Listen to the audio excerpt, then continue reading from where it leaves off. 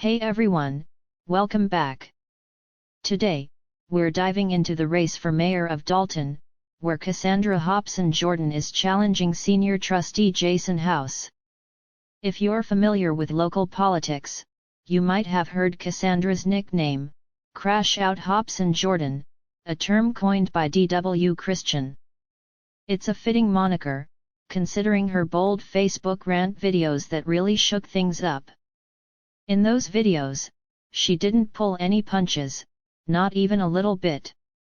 She even went as far as calling the residents of Dolton stupid and one paycheck away from being homeless. Her comments sparked a lot of controversy and got people talking about her in a way no one expected. Whether you agree with her or not, Cassandra's style is hard to ignore.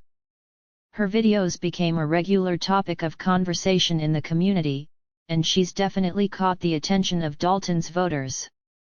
But what else do we know about her? Cassandra isn't new to the spotlight. She's been active in local politics for a while, voicing her opinions and pushing for change in Dolton. Her blunt approach has made her both loved and hated, with some seeing her as a fearless advocate for the people and others feeling she's too harsh. As for Jason House, the senior trustee she's up against, he's been a steady figure in local politics. House has earned respect over the years for his consistent service and calm demeanor, making him a strong opponent.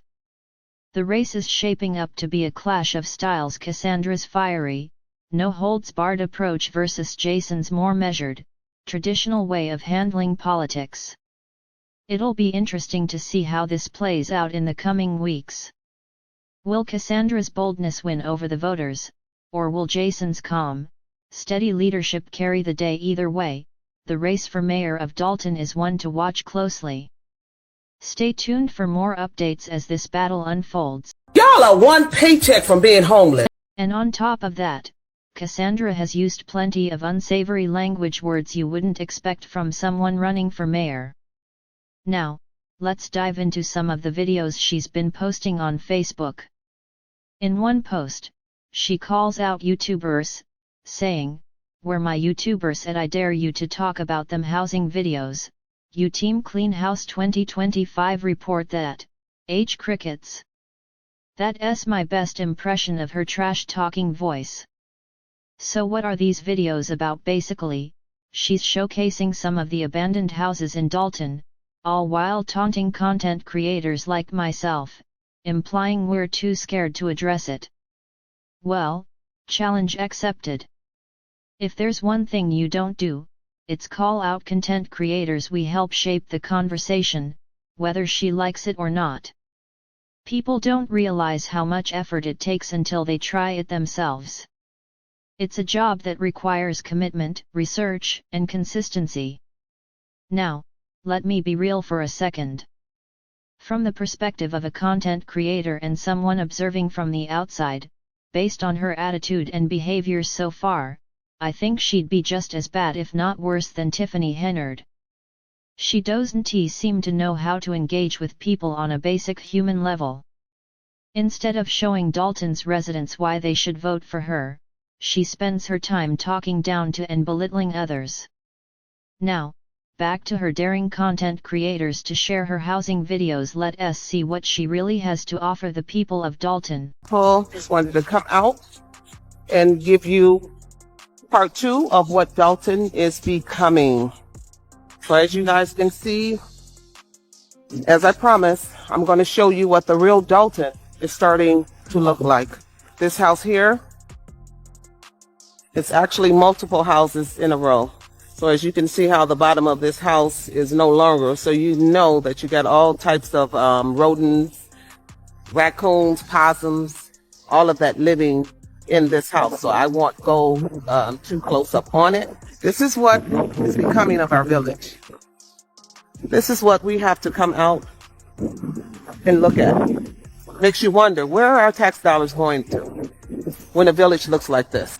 This is just a glimpse of her 5-part video series, where Cassandra takes viewers on a tour of dilapidated and abandoned houses across Dolton, Illinois. In each video, she focuses on the decaying state of these properties, using them as evidence to criticize the current leadership. Specifically, she repeatedly points the finger at the trustees, accusing them of neglecting their duties and contributing to the decline of the village.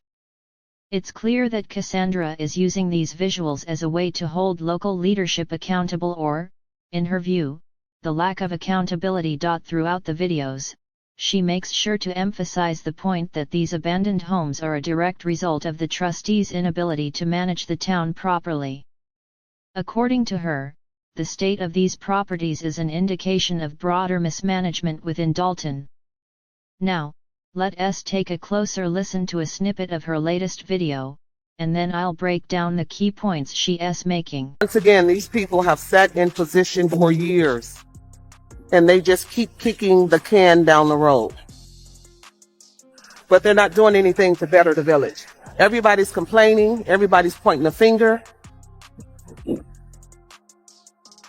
And this is what this village is becoming. So if we're going to talk about transparency, let's talk about the real truth. Look at this. And people actually have the nerves to come online and get mad. No, you should be outraged that your favorite politicians, the ones that you want in office, allow this village to look like this. This goes for every mayor, every trustee that has sat in position and watched this village become this. Because it's not about them doing a job, it's about them securing a paycheck. Why should I work when I can sit in office and enjoy your tax dollars? Promise you the world and give you nothing. This is what we're dealing with. Get you guys out of fantasy land. Get you guys out of la la land. Stop letting them paint the narrative that only one person is bad. You all are bad. There's a lot of blaming in Cassandra's videos, but there isn't a single real solution offered. No clear plan on how she plans to take responsibility for getting these abandoned houses renovated or sold to responsible buyers. All we hear from her is that she's having side conversations with investors, so I guess that's her big solution, bringing in shady investors to buy up properties.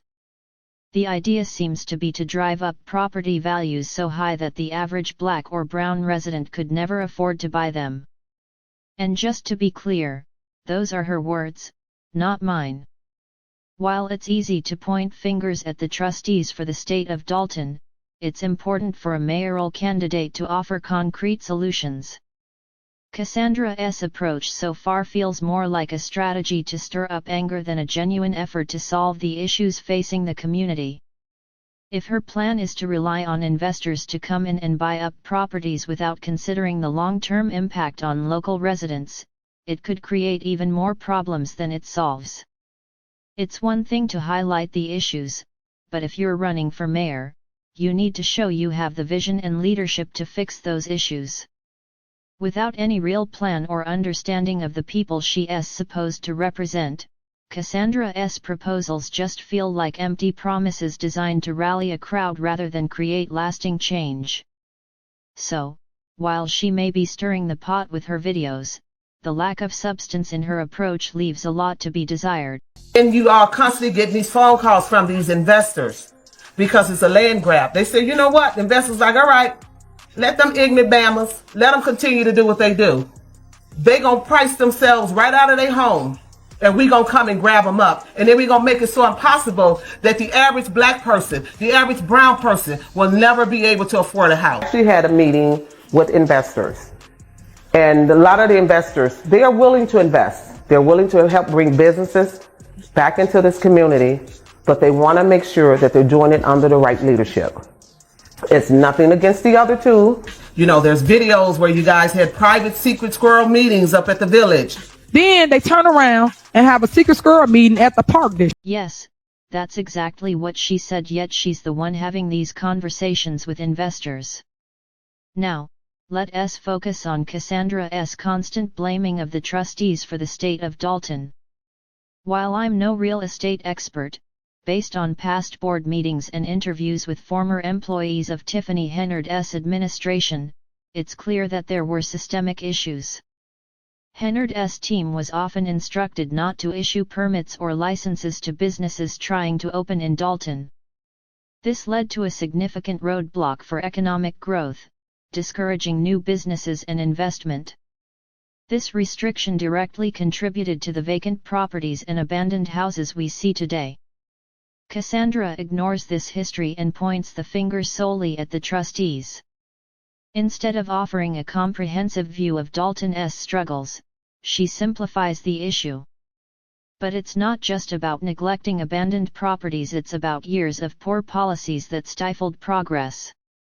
Blaming the trustees alone won't solve anything.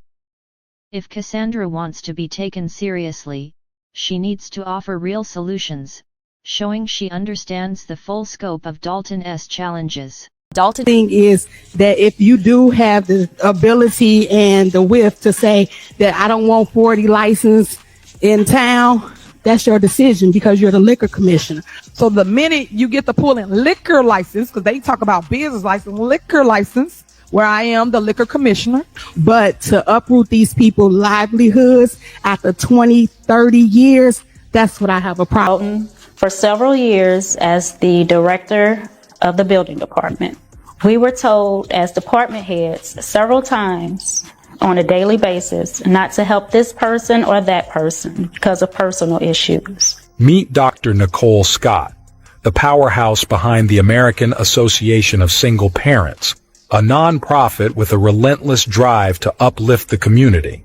Dr. Scott invested in the potential of Dolton, purchasing the 83,000 square foot strip mall on 142nd and King Drive with a vision to revitalize the area. Mayor Tiffany Henyard and her administrator Keith Freeman halts her plans, denying permits crucial for community growth and development. We support the single parent community through charitable, social, and educational programs.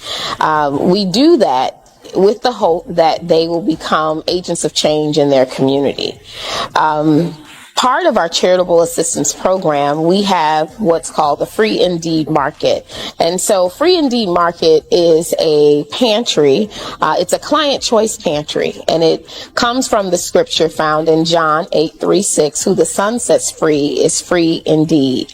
And so the market is called Free Indeed Market, where grocery shopping is literally 100% free. We had high hopes to be able to work with the current administration, Tiffany Henyard, and her administration over at the Village of Dolton. However, since we closed on the property in June of 2023, we have not been able to do that. I know the mayor talks about how she wants to make progress. And initially, we wanted to do that with her. However, because of their interest in the property, there has not been any assistance for us. We are not receiving business license to open up our thrift store. We couldn't give business owners their permits or their business licenses. And so those are the things that we need to move forward. The repair company for the roof was over to do an assessment and begin to fix the roofing issues. And he was given a $500 fine for just doing repairs. I know that the hope and the goal is if we don't open up the thrift store, if they don't give us the permit or the license to open up the thrift store, then that we will run out of money. They'll financially bankrupt us. Couldn't help people with their water bills. 1 month it's $160 and the next billing cycle is $3,000.